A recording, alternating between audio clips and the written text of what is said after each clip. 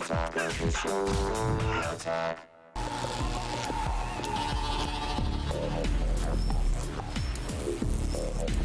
am Chris Hardwick! Who, by the way, does a fantastic Australian accent.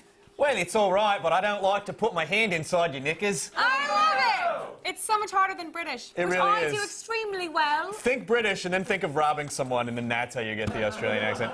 That's a long time ago. What are we prison talking about comedy today? show. What are we doing today? The Android wars continue, Olivia Munn. Yes. Today's entrant is the Motorola CLIQ. If you thought the Motorola went out with the Razr, think again. The CLIQ has arrived. Powered by Android, this phone utilizes a touchscreen, slide-out keyboard, and the new Moto Blur interface so you can sync and see all your social updates at once in real time. Plus, with a 5-megapixel camera, 3G, Wi-Fi, and a micro SD slot, Motorola is back with a vengeance for $200 plus a contract. Now, this is right here, definitely bigger than we're used to for a phone. Yes. About 0.6 inches thick, which is actually thicker than the Droid. A little thicker. It weighs almost as much, and we did think the Droid was kind of blocky. It had like the hard edges on the side. Right. Do you think this one thing? I think this is like really slippery for me. You think it's slippery? I think it's pretty slippery. But it's kind of notched on the back, but you thought it was a little slippery. But no, the notches aren't really that notched. I mean, it's very. I feel like I'm gonna drop it a lot. But other than that, we're talking about the bulkiness.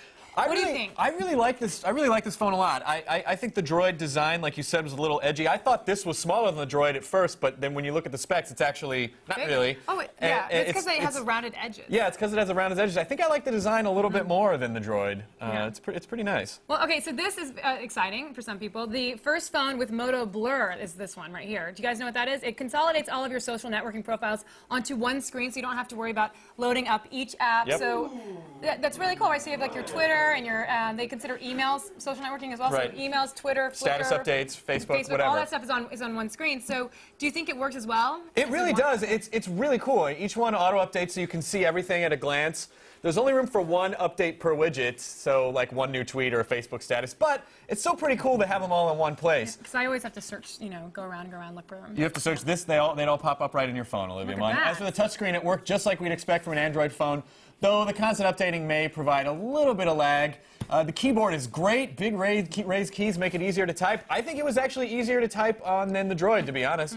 But one of the main problems is it takes just under a minute to start up. When you launch the phone, it just you see the Motorola logo for a long time until you start getting mad at it. You're like, I get it, you're the M. How long Where's does my that take phone? about? Almost a minute. Took almost a minute to boot up. Yeah. So that part kind of sucked. Overall, That sucks big time. it is a great Android experience with the added bonus of the Moto So Blur. the whole time you're sitting there going, well, maybe it broke, or maybe it's like a minute's a long Right. time. It is a long time. Okay, well, are all the Android features on here working like we want them to? Yeah, pretty much they do. The web browser's pretty good. Doesn't have the double tap to zoom like Droid because it's not Android 2.0, but other than that, it's pretty solid. The 5-megapixel camera is great, though there is no flash, but it doesn't easily blur, which is kind of a nice change from most iPhone cameras. It has email light. integration, right? It has email integration. It's part of the Moto Blur as well, and this makes it easy to see all of your inboxes at a glance. And there's even multitasking, just like the Droid. You hold down the home button, and you switch between 6 apps, which is great. All in all, as we've told you many times before, more than 10,000 Android apps, which is second only to the iPhone.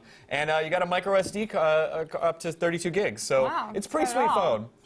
When you can see all of them on there and you can see it at a quick glance, can you actually, do you think the screen's too small to see everything that's on there? You're like, oh, you can see them, but you don't really see what. No, I didn't really have a problem with it. And I think you get used to it. Like whatever hardware you have, you ultimately will get used to.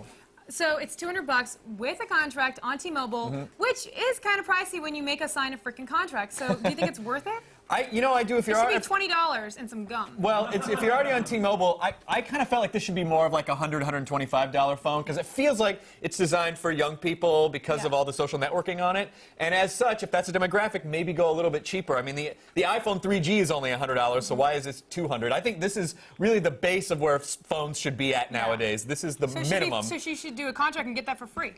Well, you could do that. That would be fine. Hey, when T-Mobile, you start a company. Yeah. But I kind of like. Let's start a T-Mobile. You can start a phone company. I gave it a 4 out of 5. I liked the phone. Yeah. I think if it had been a little less expensive, it would have gotten more. That's pretty good. It's it works pretty the way good. it works. It's just the price. Yeah, all the 3 of the phones in the Android wars are on different carriers, so whichever one you're on, other than AT&T, they're a great choice. I think probably overall, My favorite was probably the Droid because I think Verizon kicked that one over the top because of their network. But overall, if you're on T-Mobile, great phone, the CLIQ. All right, there it is. You're Well, welcome. that is it for Gadgetron. And remember, for even more of the latest news on computers, games, tech, check out the all-new G4TV.com/thefeed.